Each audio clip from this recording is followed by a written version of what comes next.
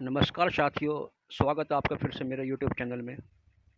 और हमारे आज की पहली अपडेट के अनुसार खाद्य और शांति के लिए एम.एस. स्वामीनाथन के सम्मान में एक वैश्विक पुरस्कार स्थापित किया गया।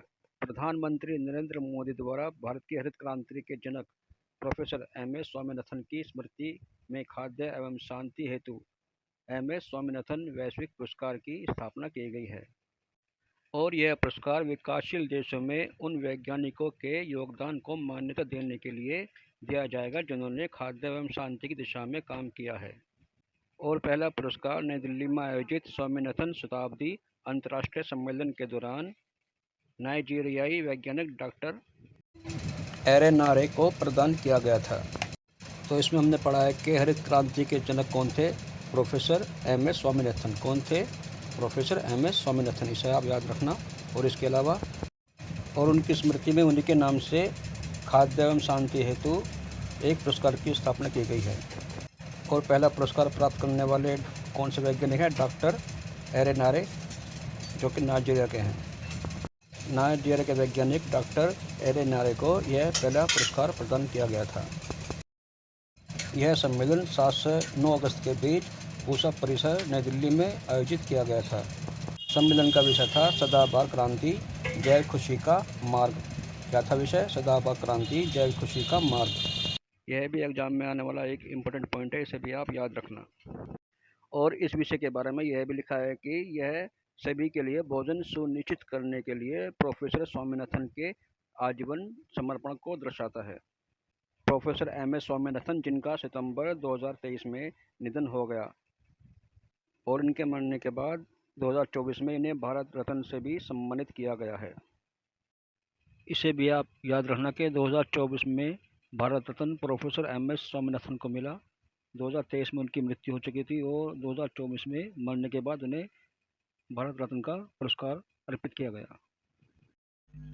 साथियों, हमारे करंट अफेयर्स की नई अपडेट के अनुसार भारतीय नौसेना 26 अगस्त को विशाखापत्तनम में आई.एन.एस. उदयगिरि और आई.एन.एस. हिमगिरि को नौसेना में शामिल करेगी।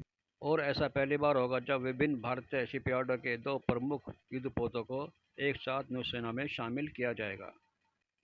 आई.एन.एस. उदयगिरि प्रोजेक्ट 17A के स्टील्थ फ्रिगेट का हिस्सा है और इसका निर्माण मुंबई स्थित मुझगांव डॉक शिपबिल्डर्स लिमिटेड द्वारा किया गया है। आई.एन.एस. हिमगिरि भी प्रोजेक्ट 17A का ही एक जहाज है। यह कोलकाता स्थित garden reach shipbuilders and engineers द्वारा निर्मित अपनी तरह का पहला जहाज है। आई.एन.एस. उदयगिरि नौसेना के युद्धपोत डिजाइन ब्यूरो द्वारा डिजाइन किया गया 100वां जहाज है। यह नौसेना के आधुनिकीकरण प्रयासों में एक महत्वपूर्ण कदम है। तो साथियों, हमने इस अपडेट में पढ़ा है कि भारतीय नौसेना में 2 युद्धपोतों को शामिल किया गया। से एक का नाम है आई.एन.एस. उदयगिरि और दूसरे का नाम है आई.एन.एस. हिमगिरि। इसमें से आई.एन.एस. उदयगिरि का जो निर्माण कराया है वो कराया है मुंबई स्थित Mazagon dock ship builders limited company द्वारा, और आई.एन.एस. हिमगिरि का निर्माण कराया है कोलकाता स्थित garden reach ship builders and engineers द्वारा। और इसके अलावा आई.एन.एस. उदयगिरि नौसेना के युद्धपोत डिजाइन ब्यूरो द्वारा डिजाइन किया गया 100वां जहाज है। कौन सा जहाज है? 100वां जहाज है। चलिए अब अपनी नेक्स्ट अपडेट पर चलते हैं। अब बात करते हैं नम्रता बत्रा की, जिन्होंने चीन में आयोजित विश्व खेलों में विश्व में भारत के लिए पहला पदक जीतकर इतिहास रच दिया। उन्होंने चीन के चेंगडू में आयोजित 2025 विश्व खेलों में महिलाओं की 52 किलोग्राम स्पर्धा में रजत पदक जीता। 24 वर्षीय नम्रता को फाइनल में मेजबान देश की एथलीट मेंगी चेन ने 2-0 से हराया। नम्रता 4 बार के राष्ट्रीय चैंपियन हैं और उन्होंने पिछले साल एशियाई चैंपियनशिप में भी रजत पदक जीता था। यह पदक विश्व खेलों के मौजूदा संस्करण में भारत का दूसरा पदक था। इससे पहले ऋषभ यादव ने पुरुषों की कंपाउंड तीरंदाजी में कांस्य पदक जीता था। इस उपलब्धि के साथ विश्व खेलों के इतिहास में भारत के कुल पदकों की संख्या 7 हो गई है। देश के कुल पदकों में अब 1 स्वर्ण, 2 रजत और 4 कांस्य पदक शामिल हैं।